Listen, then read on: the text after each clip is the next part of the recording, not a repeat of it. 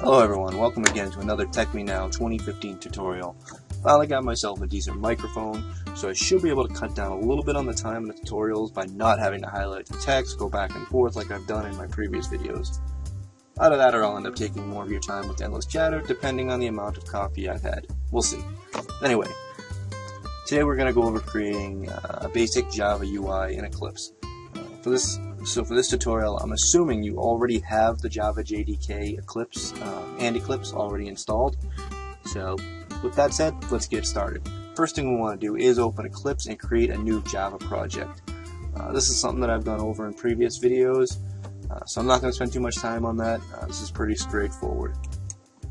So File, New, Java Project, and just give your project a name. I'm just going to name mine Java UI Test 1 and finish. Once the project's created, you need to create the application window by using Java's Swing Designer. So what we want to do is we want to right click on the project we just created, go to New, and this time we're going to choose Other. File, right click, New, Other. We want to choose the window builder, Swing Designer, and then the application window. So we've got window, Swing Designer. By default, it's all closed up like this. So expand window, builder, expand Swing Designer, and application window should be the first one. Just click next, and again, we have to name our. This is going to be a .java file.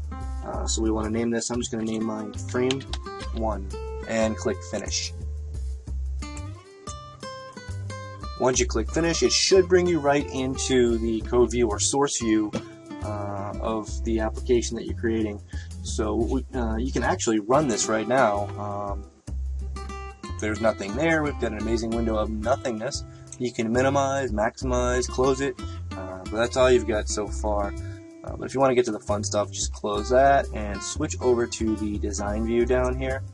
Once that's done, you'll see all the options here for adding all kinds of objects to the application. If your window's all scrunched up like this, what you can do is you can go up to the .java file here, this tab, and double click. It'll hide the package explorer and make everything bigger. You can always go back by double clicking again, but for now we're gonna leave it here so we can see everything that we're working on. So now that we're in the design view, we actually have this full palette of UI options. These are all objects that you can add. A lot of them are pretty straightforward. They make sense. You've got buttons, checkboxes, combo boxes, progress bars, scroll bars. I'm sure you know what most of those are already, but getting them to work is what we're going to do here. So we're going to add a button today, but before we do that, you need to add a layout.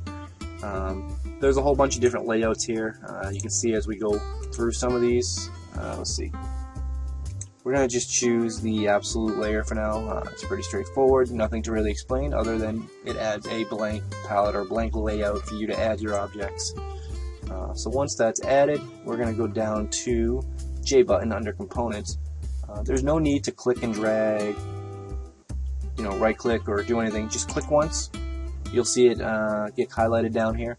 Go up to your application and click again, and you should drop right into place. You can name your button right here, or you can go down into the button properties pane and look for the text field and name your button here. I'm going to name mine Click Me. Okay, so at this point you have a button. Granted, it does nothing, and I'm fairly certain you want your button to do something when people click on it or when you click on it. So what we need to do is add an event handler. Once the event handle is added, we'll go into the code or source view and type in some instructions what we want this button to do.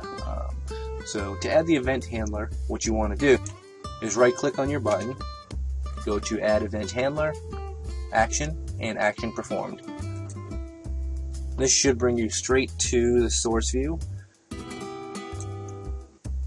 where we can add the additional code or instruction for what we want our button to do. You can have it system out and just print something to the Eclipse console, or you can use a message dialog box. I will do both. So here is our button. You can see that when we first named it, all that stuff that we typed in, that's what it named it. We renamed it to Click Me. We're going to just type in here under the public void method. So first we'll do the sysout and just have the Eclipse console just print out hello world. So you can run the application. Our window comes up with our Click Me button, and if we click on it, the Eclipse console comes up and says hello world. Close that out and make this a comment, and now you'll see the message dialog box come up. And why is that not working? Sometimes Eclipse gets a little buggy and you have to manually type it, so let's do that again. J option dot show pane dot show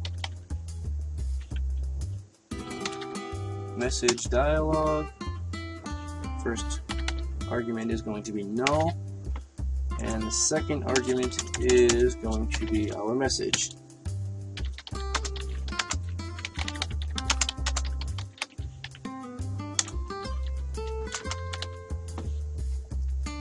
Alright, so looks like that's working now. So let's go up to the run frame button here, and let's run our application and click our Click Me button.